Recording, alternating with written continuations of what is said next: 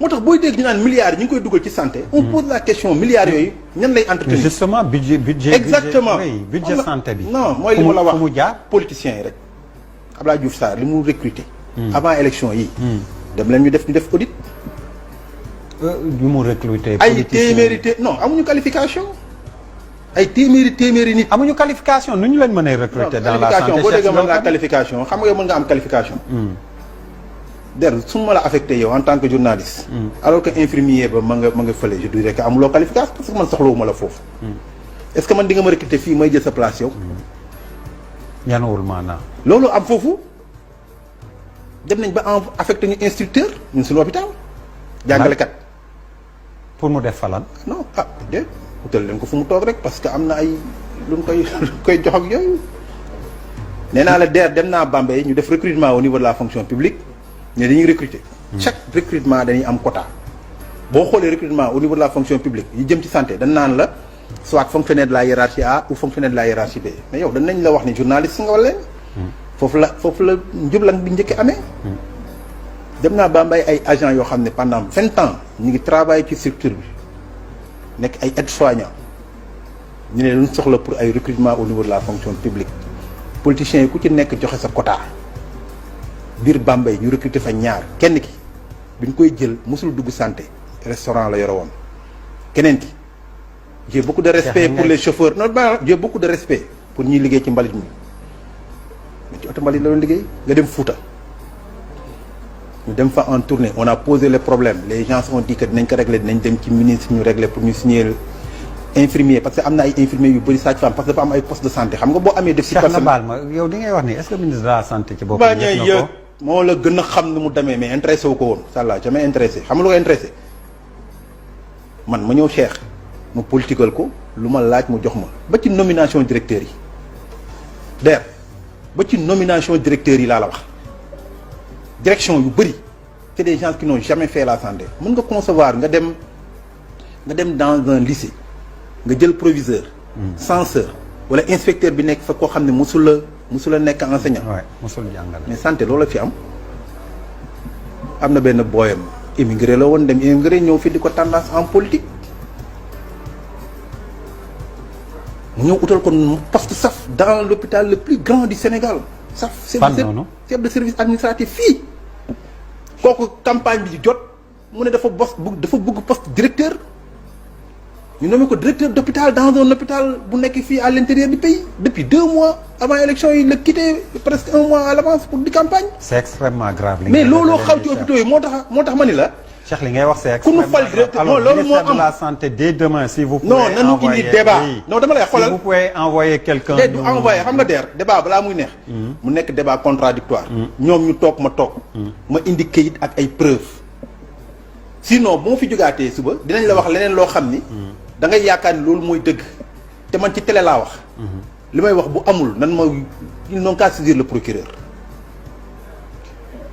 c'est la vérité li may wax bu amul. ils n'ont qu'à saisir le procureur. le système a été toujours politisé. toujours politisé. xaalis daal bu ñëwee. mais nag wax nañ la ci Covid bi dugal nañ ci 105 milliards. demal CTO actuellement depuis 2 mois on n'a pas de scanner. tay bu amoon accident circulation foofu noonu nit ñi ñëw actuellement la ñuy def bu amee ay accidenté ñu am trauma crânien dañ leen di yàggat dugal leen ci oto yóbbu leen ci benn cabinet privé pour ñu defal leen scanner depuis 2 mois laa la wax te du foofu kese demal les services d'aide au diagnostic yu bëri seeni appareils yi paat nañ donc xaalis bi fan la dugg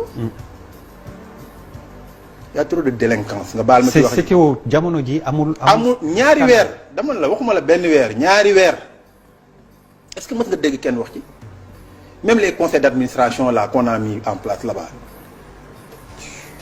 ils ont même des représentants des usagers est-ce que mës nga dégg kenn ci wax c'est-à-dire dafa am lu bëri lu ñu war a xoolaat ci pays bi dafa am lu bëri c'est-à-dire la gouvernance dans ce pays-là malheureusement il trompe le président. Le président il ne voit que les chiffres. oui duñ ko wax santé effectivement le président a fait beaucoup d'efforts. bu yàlla rek taxee may wax. 2012 budget santé. ay 128 milliards la woon. mi ngi ci ñaata. ñu ngi ci 233 milliards. mais problème yi ma lay wax. tu vas te poser la question. tous les 100 milliards yi ci yokk. fan la dugg mais bu ñu demee dañuy gëmloo président ni lii nga fi yokk li nga fi def kenn defu ko fi mais fan la fenn. impact bi ban impact la. d'ailleurs boo demee tey INDSS bi ñu formé infirmier yi d'état sage-femme. oui 3e année amul kenn ils n'ont pas ouvert le. pourquoi. defu ça les intéresse pas. d'ailleurs recruter seen clientèle politique du wala ma di 2e année amul kenn 3e année xam nga ñaata ñoo fa nekk. 5 personnes. juróomi nit. concours bi ñu organisé woon il y a cela 2 ans ou 3 ans. oui juróom kese lañ jël 5 postes budgétaires mais loolu sax ci infirmier yi. demal ci ñi nga xam ni mooy sunu genre yi mooy les kinésithérapeutes les anesthésistes réanimateurs les techniciens en ophtalmo en biologie ñi nga xam ñooy analyser. depuis ñeenti at ubbi wuñu concours. ñun fi mu toll nii. démb rek tey ji suba rek dem naa dalal jàmm. ils sont débordés parce que actuellement benn kiné diplômé moo fa nekk. mooy hôpital bu Guédiawaye bi bu bees. démb damay waxante ak DRH mu naan fi mu toll nii on a des problèmes ma ne ko di ngeen am problème parce que formé wu leen.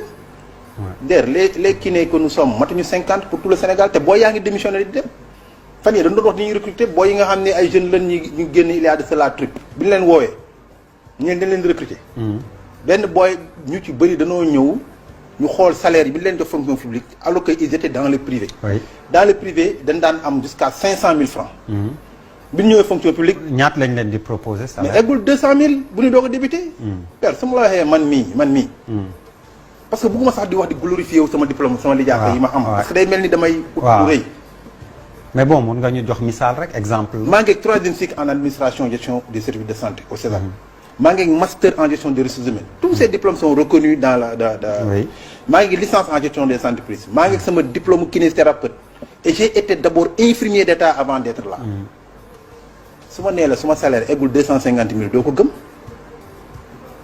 dans la fonction publique sénégalaise. parce que amuñu benn indemnité.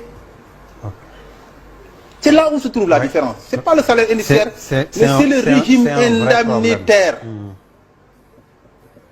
c'est le régime indemnitaire. parce que régime indemnitaire c'est à la tête du client. c'est de la manière qu'on a réglé les universitaires. universitaires looloo leen daloon dañ doon ñëw nga gis koo xam dina am salaire presque 1,5 million wala 2 millions. parce que tout simplement c'est en rapport avec ses fonctions ak ses responsabilités. mais boo retraité boo ko amatul tu te retrouves avec ton simple salaire indiciaire parce que les indemnités là ne sont pas indexées. donc boo demee à la retraite dañ koy dindi. waay. nga gis koo xam day am salaire 1,7 million. mu def à la retraite il se retrouve avec 300 000. waay.